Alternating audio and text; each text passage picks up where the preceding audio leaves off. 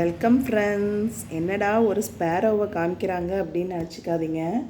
நாங்கள் ரீசெண்டாக பார்த்திங்கன்னா சிவகாசி போயிருந்தோம். ரிட்டர்ன் வரும்போது பார்த்திங்கன்னா ஒரு ஹோட்டலில் போய் சாப்பிட போயிருந்தோம் டின்னரு. அந்த ஹோட்டலில் பார்த்திங்கன்னா வெளியில் வித்தியாசமாக நிறையா கலெக்ஷன்ஸ் இந்த மாதிரி வச்சுருந்தாங்க. நம்ம பிள்ளைங்களை பற்றி தெரியாதா, சாப்பிட்டுட்டு உடனே கடைக்கு போயாச்சு. போய் பார்த்திங்கன்னா இந்த ஐட்டம் அவளுக்கு ரொம்ப பிடிச்சிருந்தது. நிறையா வச்சுருந்தாங்க.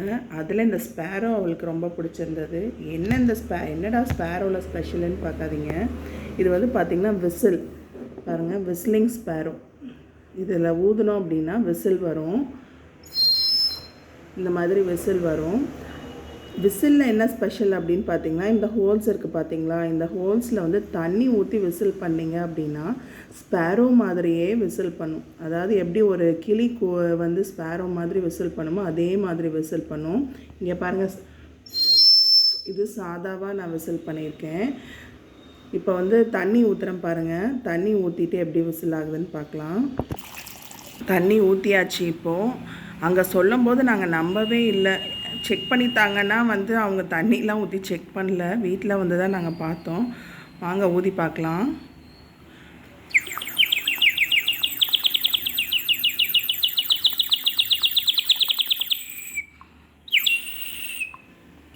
பாருங்கள் எவ்வளோ அழகாக நல்லா விஸ்லிங் பண்ணிச்சு.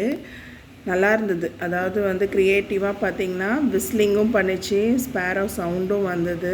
ரொம்ப அழகாக இருந்தது. இதோட ரேட் பார்த்திங்கன்னா 80 ருபீஸு. க்ளேலையும் வச்சுருந்தாங்க 60 ருபீஸு. ஆனால் நம்ம குழந்தைங்களுக்குலாம் பார்த்திங்கன்னா கலர்ஃபுல்லாக இருந்தால் தானே பிடிக்குது. அதனால் இது நாங்கள் வாங்கியிருந்தோம். ரொம்ப அழகாக இருந்தது, யூஸ்ஃபுல்லாகவும் இருந்தது, ரொம்ப வித்தியாசமாக இருந்தது. நீங்களும் இந்த மாதிரி எங்கேயாவது ட்ராவல் பண்ணும்போது வாங்கினதை ஷேர் பண்ணுங்கள் ஃப்ரெண்ட்ஸ். தேங்க்யூ, பாய். Whistling Sparrow.